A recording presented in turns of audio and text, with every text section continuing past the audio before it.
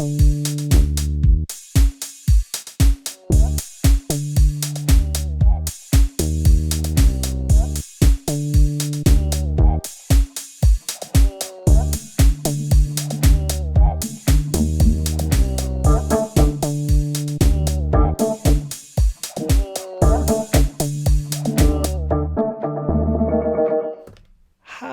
I'm Gano, and this is my new travel rig. I've had the MPC Live 2 for a little while, but I've recently added the MPK Mini by Akai so that I can take the show on the road. The beauty of it is it runs off the MPC's battery, and these two connect by USB. I've got audio running out to record it, but otherwise there are no other wires. And today I'm going to show you how I configured the Midi. Other folks have reported having bugginess and freezing, and I think I've figured out how to get around it, so I'm going to show you how to do it too. So to begin, on the MPC, let's start a new project. And the first thing I recommend you do is go into your menu preferences and go to Project Load and Save and turn on autosave. I have mine set to 5 minutes. Just make sure you're saving regularly.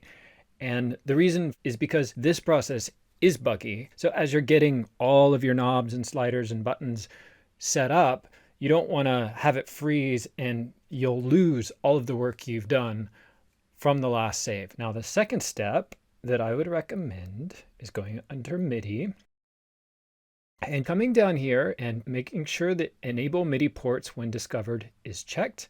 What that'll do is when you plug in a device like this, then the track button will automatically be selected. I'll also explain what these three things are. So you'll notice in this first section, there's 3 columns. And the first column says global. And this means that any track you are on will be controlled by that MIDI device. So for my MPK Mini 3 MIDI keyboard, if I were to select global here and I had 3 different tracks, let's do that now.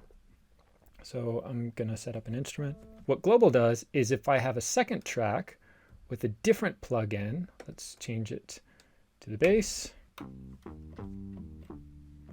And if we go back to the other track, whatever track we have selected, if this is set to global, this will play those things. Now, control is actually the important one for setting up something like the mixer, and the same for the keyboard. Next, we're going to spend some time mapping the controls to different things inside the MPC.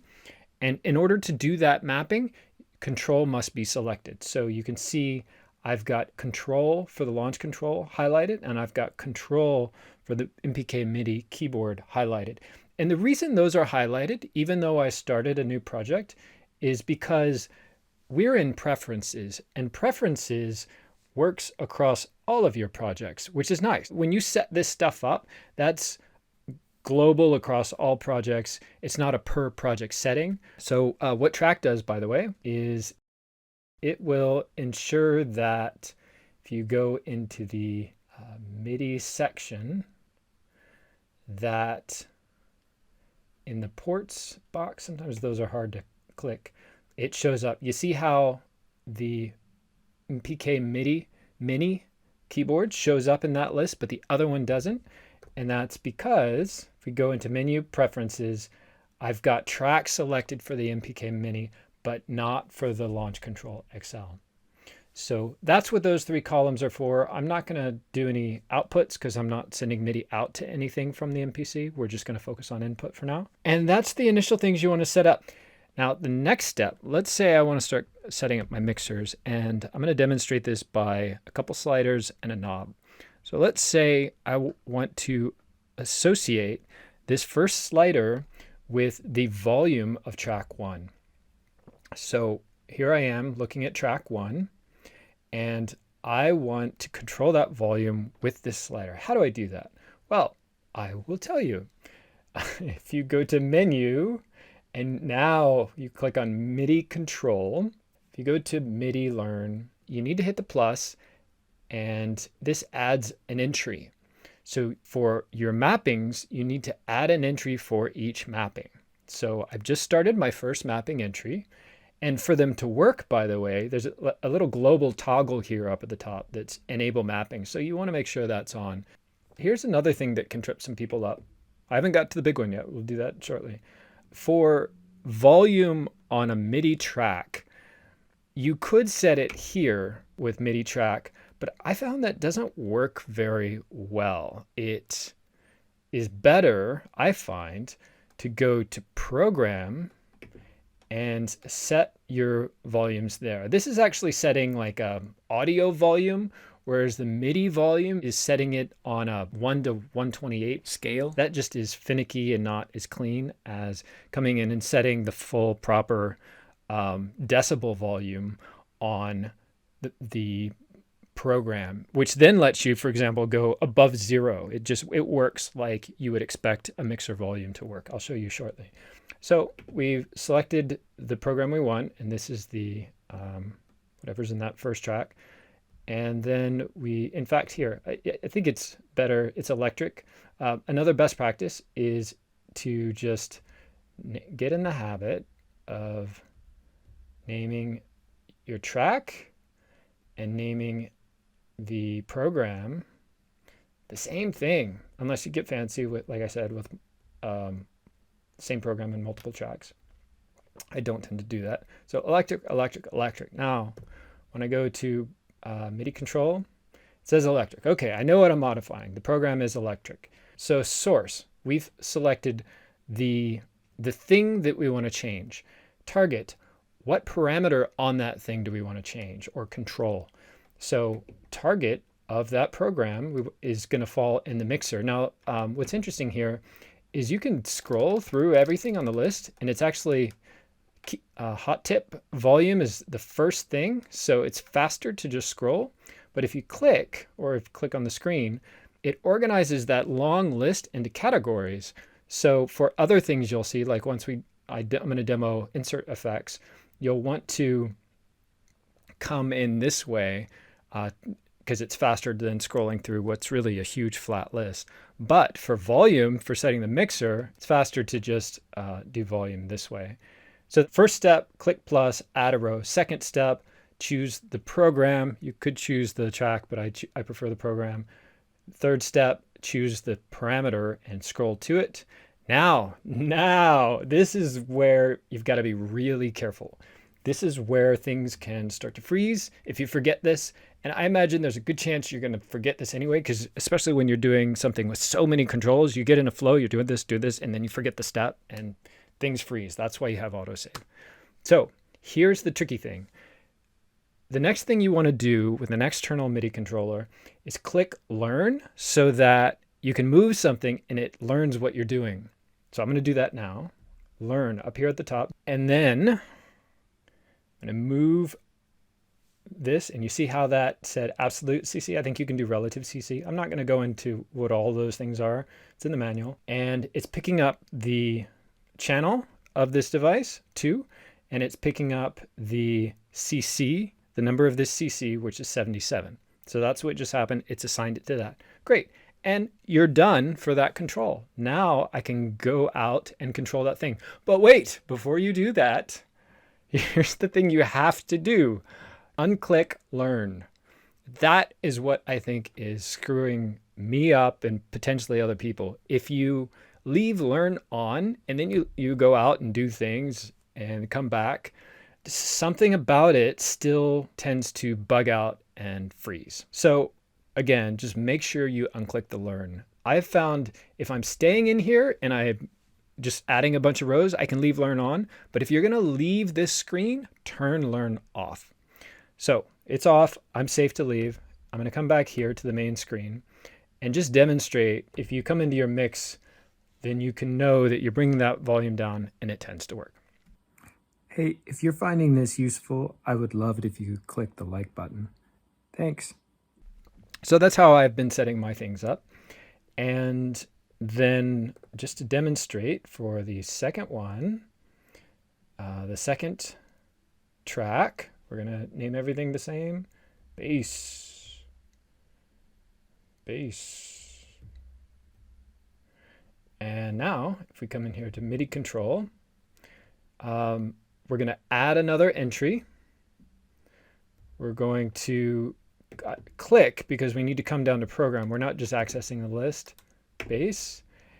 And now for a target, since I know it's really fast to do it like this, boom, I'm done. Click learn, move the thing, and I've assigned it. And you can do that very quickly for the rest of them. So if you have a mixer like this or you're doing anything repetitive, make sure you've got, all your tracks set up in advance so that when you get to this step, you just select the program, the parameter volume, move it, and you can get into a quick flow because there's a lot here to do. So that's how you do that. Again, if I'm going to pull out of this, which I'm going to do here shortly, I'm clicking unlearn or toggling learn off. And then I want to demonstrate just a knob here for you on the Launch Control XL. And what I've been setting these up to is the auto filter. So let me show you how to do that. So I'm going to come back here to my insert effects. I'm just going to throw a filter on the first insert effects slot to show you how this works. Now we're under bass. Got to remember that. So if I go into menu, MIDI control, and I'm going to add a new entry, and I want to control the filter of my bass. So for the source, again, I choose my bass. Now, since I added that insert effect, if I go to target, you'll see insert here, and I can go down and choose cut off frequency. I'm going to learn, I'm going to move that knob, and it's detected it, and I'm going to unlearn. Boom. We're done with that. So I would continue to do that for each of these things. Now, there's one other little tip I wanted to show you here. Once you get a big list going of all of your mappings, you can jump, if you got one wrong, you can jump to that mapping by moving that control. So you could proceed with that, set up your filters or however you want to set these up. And the other thing I'll tell you, which is a tip I heard from someone else, is actually by having these all, instead of actually connected directly to tracks, to actually set them up on submixes. So I'll demonstrate this with the third slider. Instead of doing just directly on the program, you have another way of doing this, which is to go into MIDI control, and you can here choose source. And for your source, instead of the program, you could choose submix, and I'm doing submix 3. Submix 3 volume, learn, third slider, and let me show you this. So done with that, click learn. I'm going to go to mix. Interesting, I have to go to main first and then mix. And then here, I want to go down to my submixes. And now you see I've got control of this submix. So this is an alternative way of doing it. Really what I've just described is 3 things you could do with your volume faders. You could set them up on the MIDI track, which is weird. You could set them up on the program, which is another way. If you're moving your programs around between tracks, that might get a little confusing. Another option, which I think will give the most flexibility, is that you can set up your volume controls on your first 8 submixes so that they actually are independent of what you're putting into tracks. And what's nice about this is that you can set up an empty project with 8 submixes where you have control of all of them using these 8 channels, and then save that as a template. And the way you do that, just so you know, is if you go to save, you've got this screen now. If I save project as, down here you've got this save as template. And I actually have a folder I've created for templates, so I can have all different kinds of templates. You can save this setup as a template before you've put anything into it. And then whenever you want to start a new project, you could open up that template and start adding devices like the electric. It doesn't have to be a plugin though. It could be some clips. These are all different programs. So if you've attached the volume to the program, then you'd have to remap the MIDI each time, which, as you saw, is at least a 3-step process. Whereas if you set your template up to be 8 generic submix controls, then here, a faster way to do it is for this clip, I just point, instead of pointing out, I point, I think it's first, I point to submix 3. So you can set up whatever tracks, like tracks 1 through 8, point them to submixes. Then if you swap out programs, it doesn't matter because you're still controlling the submixes. So that's another way to do it. That's the way I'm doing it. You could do it that way too. And those are the things I've been doing that have been working for me. I haven't had any bugs or freezing since I've used this setup. Please let me know how it goes for you in the comments. And also, this video marks the beginning of a series where I'll be going deeper into this setup in other videos.